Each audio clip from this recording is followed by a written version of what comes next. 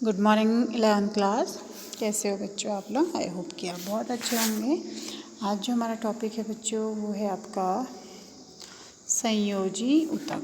ठीक है, संयोजी ऊतक, इसको हम कनेक्टिव टिश्यू भी बोलते हैं। ठीक है, तो संयोजी ऊतक जो है वो है शरीर के अन्य ऊतकों और अंगों को आपस में क्या करता है, जोड़ता है और आलंबन प्रदान करता है। तो उसको हम क्या कहते हैं, संयोजी ऊतक या कनेक्टिव टिश्यू कह देते हैं। ठीक है, इसमें क्या क्या आता है आपका, एक तो आ गया आपका अस्थि, दूसरा आ गया इसमें आपका उपास्थि, ठीक है, वसीय ऊतक,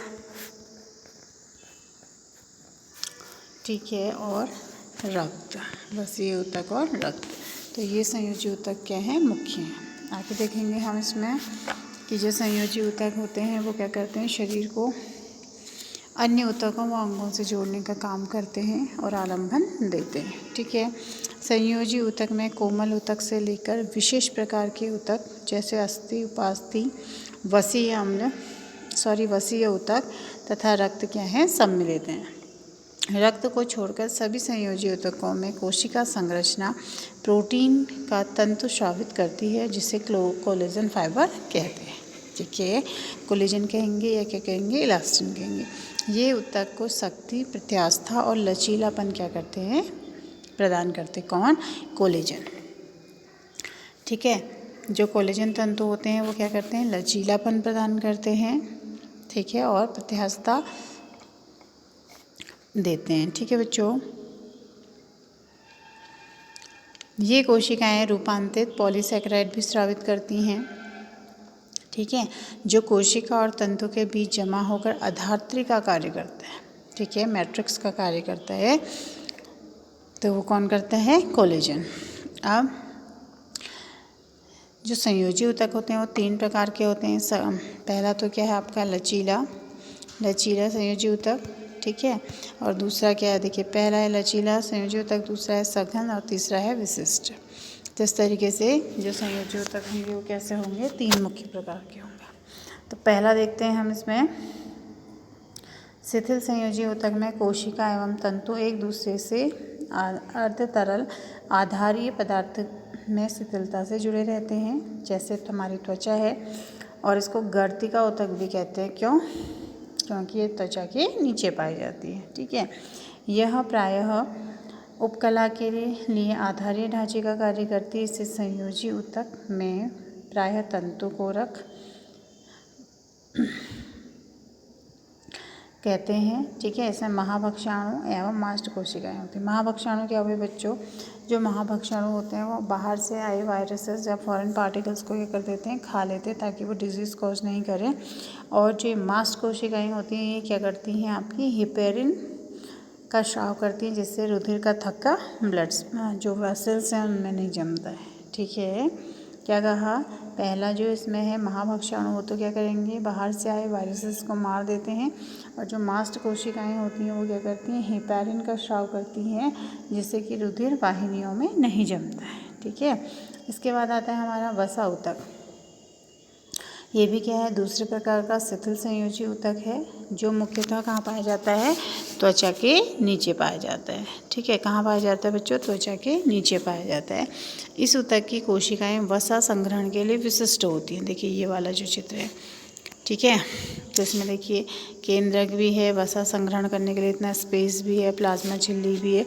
तो ये क्या करती है, जो भी हमारे शरीर में एक्स्ट्रा ग्लाइकोजन होता है उसको क्या कर देती हैं, ये फैट सेल में जो भी हमारा एक्स्ट्रा भोजन होता है एक्चुअली, ठीक है, उसको फैट के रूप में कहाँ संचित कर देती है, वसीय ऊतक में संचित कर देते हैं। ठीक है, तो आपने देखा होगा कि जो ज़्यादा वर्कआउट नहीं करते हैं, बार बार खाते रहता है, तो वो फैटी होता है। क्यों? क्योंकि उसका जो खाने का रेस्ट भाग जो बच गया है, जो लॉस ही नहीं हुआ है एनर्जी, वो किस में कन्वर्ट हो जाती है, फैट के रूप में हमारे स्किन के नीचे जमा होती है धीरे धीरे, और हम मोटे हो जाते हैं। ठीक है, फिर दूसरा आपका सघन संयोजी ऊतक में तंतु एवं तंतु कोशिकाएं दृढ़ता से क्या रहती हैं, व्यवस्थित रहती हैं।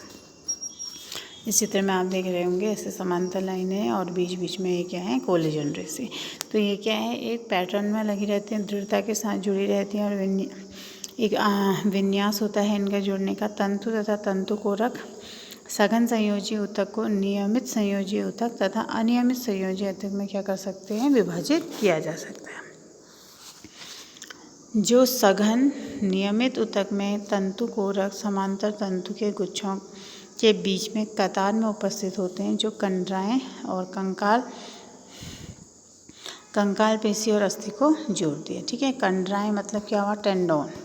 ठीक है, पढ़ाया आपको 10th में मैंने कि जो कंडरा होती है उसको बोलते हैं हम टेंडोन। ठीक है, टेंडोन क्या करती है, मांसपेशियों को, ठीक है, मांसपेशियों को किससे जोड़ती है, अस्थि से जोड़ती है। कौन, या तो इसको हम कंडराएं कह सकते हैं या टेंडोन कह सकते हैं। फिर दूसरा आता है इसमें आपका लिगामेंट। ठीक है, लिगामेंट क्या करता है, या स्नायु इसको बोलते हैं। तो ये क्या करता है, बोन टू बोन जोड़ने का काम करता है, अस्थि को अस्थि से जोड़ता है। कौन, लिगामेंट या स्नायु। और जो हमारी क्या है, कंडरा है या टेंडोन है, वो मांसपेशियों को अस्थियों से जोड़ता है। ठीक है, समझ गए इतना। आगे है, और इनको टूटने से क्या करता है, बचाता है। ठीक है, तो ये क्या होगी आपकी, इस तरीके से अस्थि को अस्थि से कौन जोड़ रहा है, लिगामेंट जोड़ रहा है, अस्थि को मांसपेशियों से टेंडोन जोड़ रहा है। सघन नियमित संयोजी ऊतक लचीले स्नायु में पाए जाते हैं। सघन अनियमित ऊतक तंतु कोरक होते हैं। ठीक है, जिनका अभिविन्यास अलग होता है। यह ऊतक त्वचा में पाया जाता है। उपास्थि, अस्थि एवं विशेष प्रकार के संयोजी ऊतक होते हैं। ठीक है, अस्थि और जो उपास्थि होती है वो विशेष प्रकार के क्या होते हैं, संयोजी ऊतक होते हैं। देखिए अस्थि की अनुपस्थित गांठ है। ठीक है, अब देखिए उपास्थि क्या हुई। उपास्थि क्या होती है बच्चों, जैसे आपकी नोज टिप है या आपके एयर पिन्ना है, कान, अगर आप उनको क्या करते हैं, मरोड़ते हैं या थोड़ा सा पुश इधर उधर करते हैं तो आसानी से फ्लेक्सिबल होते हैं, कहने का मतलब है। ठीक है, तो ये क्या होंगे, उपास्थि अंतःकोशिक पदार्थ ठोस विशिष्ट आलंबन और संपीड्य रोधी होती है। इस ऊतक को बनाने वाली कोशिकाएं स्वयं स्रावित आधारती में छोटी छोटी गुहाओं में बंद हो जाती हैं। ठीक है, कशेरु की भ्रूण में विद्यमान अधिकांश उपास्थियाँ वयस्क होने पर ही अस्थि में परिवर्तित होती है। देखिए छोटे बच्चों को आपने देखा होगा ना, प्रॉपर खड़े नहीं हो पाते, क्योंकि उस वक्त उनका मोस्टली जो शरीर होता है उपास्थि का बना होता है, बट धीरे धीरे उनमें बोन डेवलप होते हैं, उसके बाद ही वो चलने फिरने दौड़ने लगता है। ठीक है, तो उपास्थियाँ कहाँ कहाँ पाई जाती है, नाक की नोक में पाई जाती है, कान की संधियों में पाई जाती हैं। ठीक है, और हमारा जो वर्टिब्रल कॉलम होता है, यानी कि पीछे जो मेरुदंड है, उसमें इस तरीके से छल्ले के रूप में एक दूसरे से जुड़ी रहती है। तो यहाँ पर भी ये भी क्या होती हैं, उपास्थि के साथ क्या रहती हैं, जुड़ी रहती हैं। ये मेरुदंड के आसपास की अस्थियों के मध्य तथा पैर और हाथों में भी उपास्थियाँ क्या होती हैं, पाई जाती हैं। ठीक है बच्चों, तो उपास्थि क्या होगी, कोमल अस्थि है जो आसानी से क्या हो सकती है, मुड़ सकती है। अब दूसरी ओर देखिए अस्थि क्या होती है, ठोस होती है, ठोस संयोजी ऊतक है। जो हड्डी है या अस्थि है वो क्या है, खनिज ठोस संयोजी ऊतक है। इसका सामान्य अर्थार्थी में कोलेजन तंतु एवं कैल्शियम और पोटेशियम लवण युक्त होते हैं, जो अस्थि को मजबूती प्रदान करते हैं और यह शरीर का मुख्य ढांचा बनाते हैं। ठीक है, अगर आप में हड्डियाँ नहीं होंगी तो आप क्या हो जाएंगे, लचीले हो जाओगे, सांप की तरह रेंगने लगोगे। तो जो हमारा अस्थियाँ हैं वो क्या करती हैं, पूरे शरीर का ढांचा तैयार करती हैं और हमारे शरीर के अंदर पाए जाने वाले कोमल अंगों की रक्षा भी करते हैं। और साथ ही साथ अस्थि कंकाल से जुड़कर क्या होता है, हमारे शरीर का निर्माण होता है। और इनकी जो अस्थियाँ होती हैं वहाँ पर जो टिप ऑफ द बोन होते हैं वहाँ पर क्या होता है, रेड ब्लड सेल्स का उत्पादन करती है। ठीक है, जैसे हमारी जांघ की हड्डी है, हाथ की हड्डी है, पैर की है, तो उसके जो लास्ट कॉर्नर होते हैं वहाँ पर क्या होता है, रेड ब्लड सेल्स का उत्पादन भी वो करती हैं। ठीक है, नेक्स्ट है इसमें आपका रक्त। ठीक है, तो रक्त कैसा है, तरल संयोजी ऊतक है। देखिए एक तरफ जो संयोजी ऊतक है वो कैसा है, ठोस है, और दूसरा और क्या है, तरल है। ठीक है, तो तरल संयोजी ऊतक में रक्त आता है आपका, इसमें जीव द्रव्य, लाल रक्त कोशिकाएं, सफ़ेद रुधिर कोशिकाएं और प्लेटलेट्स होते हैं जो अलग अलग कार्य करते हैं। ठीक है, तो जो लाल रक्त कणिकाएँ होती हैं ऑक्सीजन का वहन करती हैं। ठीक है, वाइट ब्लड सेल्स क्या होते हैं, बाहर से आए फॉरेनर का जो पार्टिकल्स होते हैं, जीवाणु विषाणु, उनको मारने का यानी कि शरीर के सैनिक होते हैं। और जो प्लेटलेट्स होते हैं वो रक्त का थक्का जमाने में क्या करते हैं, हेल्प करते हैं। यानी कि जो हमारे कभी चोट लग जाती है तो बहुत ज़्यादा रक्त का लॉस होगा तो क्या होगा, दिक्कत होगी। तो इसलिए वहाँ पर क्या हो रहा है, प्लेट से रक्त का थक्का बना देते हैं। ठीक है बच्चों, तो ये क्या हो गया आपका सरल संयोजी ऊतक रक्त। ठीक है, फिर आता है हमारा पेशी ऊतक।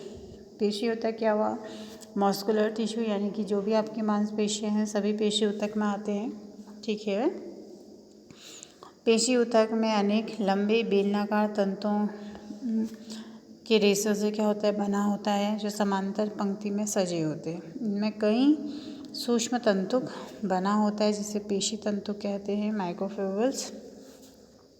ठीक है, स्थिति के आधार पर ये 3 प्रकार के होते हैं। एक तो क्या होता है कंकाल पेशी, दूसरा क्या हो गया तिकनी, और चौथा तीसरा क्या हो गया हृदय। चित्र में देखिएगा, ये देखिए, एक तो क्या होगा स्केलेटल मसल, ठीक है, यानी कि कंकाल।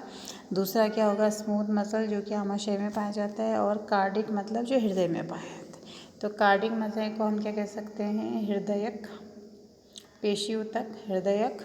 और स्केलेटन को क्या बोलते हैं, कंकाल पेशी ऊतक या ऐच्छिक। ठीक है, और स्मूथ मसल को हम क्या बोलते हैं, अनैच्छिक। ठीक है, समझते हैं इसको। तो पेशी ऊतक क्या हो गया, 3 प्रकार के हैं मुख्यतः। ठीक है, कौन कौन से, कंकाल और यानी कि ऐच्छिक, अनैच्छिक और हृदय। ठीक है, तो सबसे पहले देखते हैं हम ऐच्छिक। ऐच्छिक में क्या होगा, देखो बेटा, इस तरीके से हल्की और डार्क बैंड आपस में से बने होते हैं। और इनकी कोशिकाएं कैसी होती हैं, इस तरीके की होती हैं। ठीक है, समूह में समांतर रूप से पाए जाते हैं। ये पेशी ऊतक एक समूह के चारों ओर कठोर संयोजी आवरण होता है। ठीक है, और ये कहाँ कहाँ पाई जाती हैं, हमारे कंकाल से चिपकी हुई मिलती हैं। तभी हम जब हाथ को उठा रहे हैं खाना खाने के लिए, लिखने के लिए, कुछ भी हम काम कर रहे हैं जो हमारी इच्छा के अनुसार हो रहा है, तो वो कैसे ऊतक हो गए आपके, कंकाल पेशी ऊतक या ऐच्छिक पेशी ऊतक। चूँकि इसमें बैंड पाए जा रहे हैं इसलिए क्या हो गया, रेखित ऊतक। तो इसके 3 नाम हो गए, क्या क्या, ये जो ऊतक है आपका, ये वाला कंकाल के साथ जुड़ा हुआ है ना, ये बाइसेप के साथ जुड़ा हुआ है। और हमारी इच्छा के अनुसार हम हाथ को ऊपर नीचे कर सकते हैं, है ना। और हमने क्या कहा, इसमें इस तरीके से धारियों का बना होता है, एक हल्की धारी, एक डार्क, एक हल्की, एक डार्क। तो इसलिए इसको बोलते हैं रेखित पेशी ऊतक, ऐच्छिक और कंकाल पेशी ऊतक। ठीक है, दूसरा जो है स्मूथ मस्कुलर्स है। तो इसमें क्या देखिए, आमाशय में दिखाया गया, तो अनैच्छिक हो गई। आमाशय में जब खाना जाएगा, ये तो नहीं पूछेगा ना कि आपसे कि मैं खाने को पचा लूँ या ऐसा कर लूँ वैसा कर लूँ। तो ये हमारी इच्छा में, इसमें कोई भी जोर नहीं होता है, इसलिए इसको हम क्या बोलते हैं, अनैच्छिक या स्मूथ या अरेखित इसलिए बोलते हैं कि इसमें जैसे वाले में क्या था, हल्के डार्क बैंड थे, तो इसमें ऐसा कुछ भी नहीं होता, स्पिंडल शेप होती हैं। तो इसलिए इसको क्या बोलते हैं हम, अनैच्छिक पेशी ऊतक। ठीक है, क्या बोलते हैं, अनैच्छिक पेशी ऊतक। अनैच्छिक क्यों, क्योंकि हमारे शरीर के अंदर पाई जाती हैं, इसलिए अनैच्छिक हो गई। ठीक है बच्चों, तीसरा आता है आपका हृदयक। ठीक है, हृदयक में क्या हो गया, हृदय में पाई जा रही हैं। तो आपको पता है कि जो हृदय में पाई जाती हैं वो विशेष प्रकार की कोशिकाएं होती हैं। ठीक है, इनमें रेखित और अरेखित, ठीक है, रेखित मतलब बैंड युक्त इस तरीके से, और अरेखित दोनों ही प्रकार के गुण इसमें पाए जाते हैं। और ये जीवन पर्यंत गति करते रहती है। ठीक है, तो जब तक आप मम्मी के पेट में होते हो 7 वीक्स आपका हार्ट धड़कने लगता है, और आजीवन जब तक कि आप जीवित रहेंगे आपका हृदय यानी कि जो कार्डिक है, हृदय पेशी होता है कि धड़कता ही रहता है। लयबद्ध संकुचन हमेशा दिखाई देता है। इसकी जो पेशियाँ होती हैं लंबी दिख रही होंगी आपको, लंबी बेलनाकार शाखामयी, ठीक है, होती हैं, और उनमें केंद्रक पाए जाते हैं। ठीक है, और ये क्या करती हैं, कोशिकाएं जो होती हैं एक दूसरे को उद्दीपन मतलब आगे को अग्रसर करते रहती है, जिसके वजह से इनको क्या मिलती है, एक दूसरे से संकेत मिलता रहता है और ये धड़कती रहती है। और इसके चारों ओर फैट कवरिंग होता है, वसी ऊतक होता है जो इसको लगातार क्या करता है, एनर्जी देते रहता है। तो इस तरीके से ये क्या करती है, जीवन भर गति करते रहती है, बिना रुके बिना थके। ठीक है, अब आता है आपका तंत्रिका ऊतक। ठीक है, तंत्रिका ऊतक आपने पहले भी पढ़ा हुआ है। तो तंत्रिका में क्या क्या हो गया आपका, एक तंत्रिका अक्ष हो गया, केंद्रक हो गया, द्रुमिका होगी। तो हमारे शरीर में पूरे ऑल ओवर द बॉडी में क्या होती है, तंत्रिका कोशिका क्या रहती है, पाई जाती है। पूरा जाल फैला रहता है और जो ये क्या करती है, बाह्य वातावरण और आंतरिक वातावरण के बीच सामंजस्य स्थापित करती है। ठीक है, जैसे कि आपने क्या कर दिया, आपके हाथ पाँव में सुई चुभकी, कांटा चुभ गया, या आपने जलती हुई मोमबत्ती पर हाथ रख दिया, तो ये संदेश तुरंत ही त्वचा के द्वारा तंत्रिका तंत्र महसूस कर लेती है और उसको मस्तिष्क तक पहुंचाती है। और क्या होता है, मस्तिष्क तेज़ी से आदेश देता है कि आप अपना हाथ हटा लीजिए। ठीक है, तो इस तरीके से तंत्रिका तंत्र काम करता है। तो जब एक तंत्रिका कोशिका को उपयुक्त रूप से उद्दीपित किया जाता है तो वह स्वयं होती है और विभिन्न वैद्युत परिवर्तन उत्पन्न करती है, जो बहुत तेज़ी से कोशिका झिल्ली पर गमन करता है और उत्तेजित होकर विभव परिवर्तन तंत्रिका के अंतिम छोर तक पहुँचता है और फिर मस्तिष्क उसको आंसर करता है।